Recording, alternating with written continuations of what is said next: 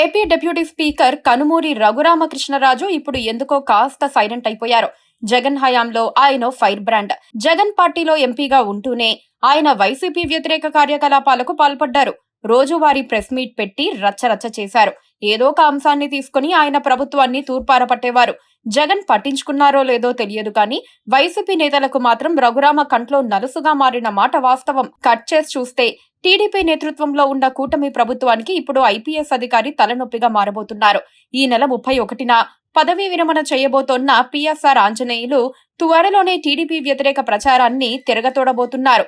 చంద్రబాబుపై ఉన్న 2-3 పాత కేసులను తిరిగి తోడి ఢిల్లీ నుంచి గల్లీ దాకా టీడీపీ వ్యతిరేక ప్రచారానికి దిగాలన్నది పిఎస్ఆర్ వ్యూహంగా తెలుస్తోంది. అందుకోసం ఇప్పటికే విజయవాడలో ఒక ఫ్లాట్ తీసుకుని గ్రౌండ్ వర్క్ చేస్తున్నట్లుగా చెబుతున్నారు.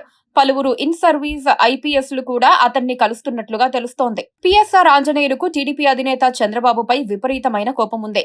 2-3 తప్పుడు కేసుల్లో తనను ఇరికించి అన్యాయంగా జైల్లో పెట్టారని పిఎస్ఆర్ తీవ్ర ఆగ్రహంతో ఉన్నారు. అందులోనూ ముంబై నటి కాదంబరి జత్వానీ కేసులో తప్పు జరిగిందని ఏపీసీఐడి స్వయంగా అంగీకరించింది. జత్వానీ ఒక బ్లాక్ మెయిలర్ అని నివేదిక ఇచ్చింది. ఇక తొలి నుంచి వైసీపీ వైపు కాస్త లీనింగ్ ఉన్న పిఎస్ఆర్ ఇప్పుడు మరికొంత గట్టిగా ఆ పార్టీ కోసం పనిచేయాలని డిసైడ్ అయ్యారు. ఈ నెల 31న పిఎస్ఆర్ ఉద్యోగం ముగుస్తుంది. ఆ రోజున రిటైర్ అయిన దగ్గర నుంచి చంద్రబాబును గద్దె దించే వరకు విశ్రమించకూడదనే పట్టుదలతో పిఎస్ఆర్ ఉన్నట్లుగా తెలుస్తోంది. రాజకీయ ప్రత్యర్థులపై కక్ష సాధింపు కోసం అధికారులు బ్యూరోక్రాట్లపై కేసులు పెట్టడం ఏంటని పిఎస్ఆర్ ఆంజనేయులు ప్రశ్నిస్తున్నారు. వైసీపీ హయాంలో సీనియర్ ఐపీఎస్ ఏబీ వెంకటేశ్వరరావు వివిధ ఆరోపణలతో సస్పెండ్ అయ్యారు.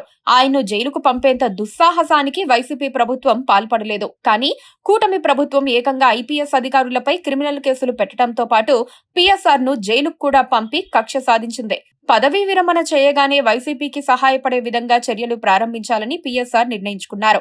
పోరాడితే పోయేదేమీ లేదు, అంతగా అయితే మరోసారి జైలుకు వెళ్తామని పిఎస్ఆర్ వ్యాఖ్యానిస్తున్నట్లుగా తెలుస్తోంది. రానున్న రోజుల్లో వైసీపీ తరపున కూటమిపై పోరాడాలని ఆయన నిర్ణయానికి వచ్చారు. బాబు సర్కారుపై తనలాగా కసితో ఉన్న వివిధ వర్గాల ప్రముఖుల్ని గుర్తించటం, వాళ్ళందరినీ ఏకతాటిపైకి తీసుకురావటం పిఎస్ఆర్ పెట్టుకున్న అజెండాగా వైసీపీ వర్గాలే చెబుతున్నాయి. సోషల్ మీడియాను కూడా ఒక టూల్ గా వాడాలని పిఎస్ఆర్ బృందం తీర్మానించుకుంది. చంద్రబాబుపై గతంలో ఉన్న కేసులను తిరగతోడి ఢిల్లీ వేదికగా సీఎం వ్యతిరేక ప్రచారానికి దిగాలని అజెండా పెట్టుకున్నారు. ఇందుకోసం 16 మందితో లీగల్ టీంను ఏర్పాటు చేసినట్లు తెలిసింది. కోర్టు కొట్టేసిన 3 కీలక కేసుల్లో కొత్తగా లిటిగేషన్లు పుట్టించి వాటిని జాతీయ స్థాయిలో తెరపైకి తీసుకురావాలన్నది ఈ బృందం వ్యూహం. ఇందుకు ఢిల్లీనే వేదికగా ఎంచుకోవడానికి 2 కారణాలున్నట్లు చెబుతున్నారు.